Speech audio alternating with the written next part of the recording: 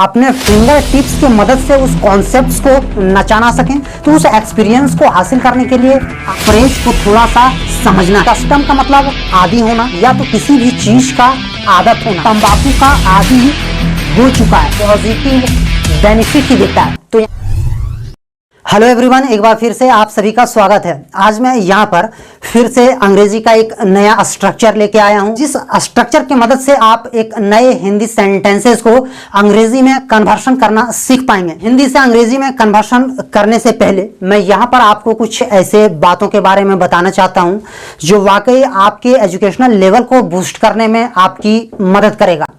आपने अक्सर देखा होगा कि कई बार हम कई ऐसे कॉन्सेप्ट पे हम ध्यान देते हैं और उस कॉन्सेप्ट्स को हम अचीव नहीं कर पाते, या तो सर उस कॉन्सेप्ट्स को हम बार बार प्रैक्टिस करते हैं पर उस कॉन्सेप्ट्स पर हम सही से अपनी बुनियाद और सही पकड़ नहीं बना पाते।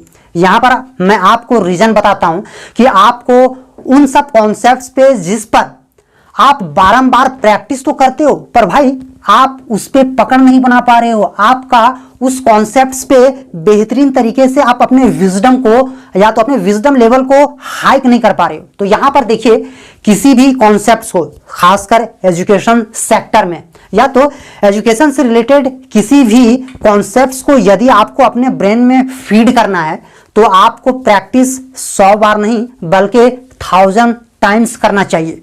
और यदि 1000 टाइम्स करने के बावजूद भी पकड़ आप नहीं बना पा रहे हैं तो आपको फिर दोबारा 1000 बार फिर से प्रैक्टिस करना चाहिए ताकि आप उस कॉन्सेप्ट्स पे एक बेहतरीन कमांड कर सकें, उस कॉन्सेप्ट का आप हीरो बन सकें।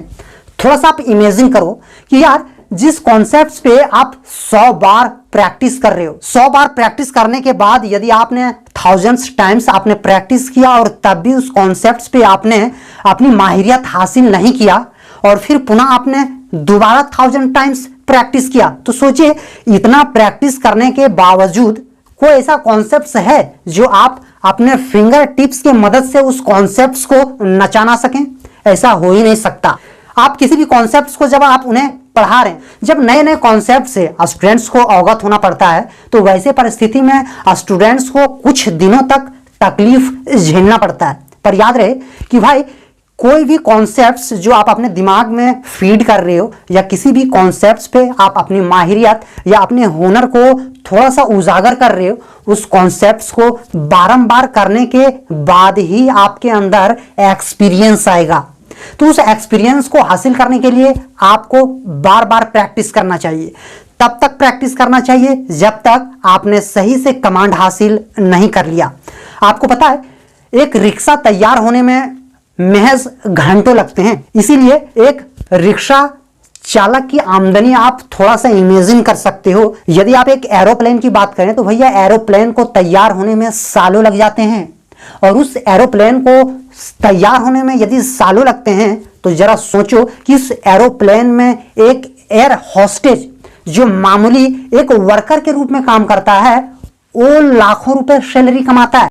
तो जरा सोचिए कि जो फ्लाइट्स की जो कंपनियां हैं वो कितने पैसे बटोरते होंगे। यहां पर मेरा कहने का मतलब यह है कि जब भी आप किसी फील्ड पर उतरते हैं और उस फील्ड में यदि ज्यादा समय लग रहा है आपको बनने में, आपको अपने हुनर को हासिल करने में, तो भाई घबराओ मत, बल्कि सब्र से काम लो और निरंतर प्रैक्टिस करते रहो और अपनी विजडम लेवल को इंक्रीज करते रहो।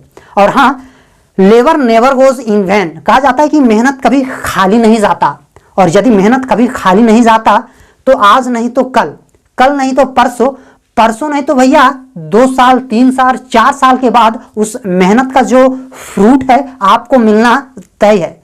इसीलिए मैं आपसे उम्मीद करूंगा कि मेहनत करते रहें।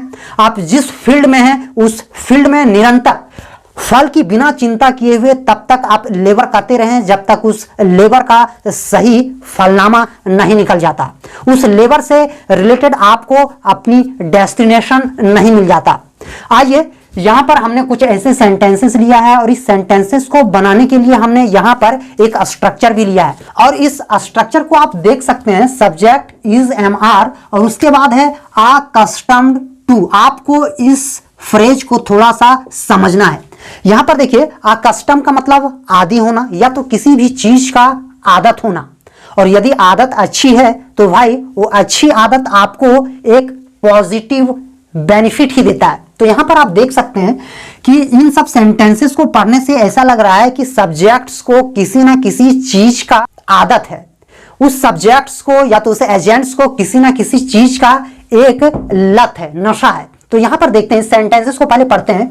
वह तंबाकू का आदी हो चुका है, यानी कोई व्यक्ति है जिसे तंबाकू खाने का भैया आदत है। तो यहां पर ऐसे सेंटेंसेस को बनाने के लिए आप सबसे पहले सब्जेक्ट, उसके बाद auxiliary verb is am are और उसके बाद अकस्टम्ड टू, जिस फ्रेज को यहां पर हम यूटिलाइज करेंगे और उसके बाद आपको नाउन रखना है। तो यहां पर देखिए, वह तंबाकू का आदी हो चुका है, तो आप बोल सकते हैं he is accustomed to tobacco.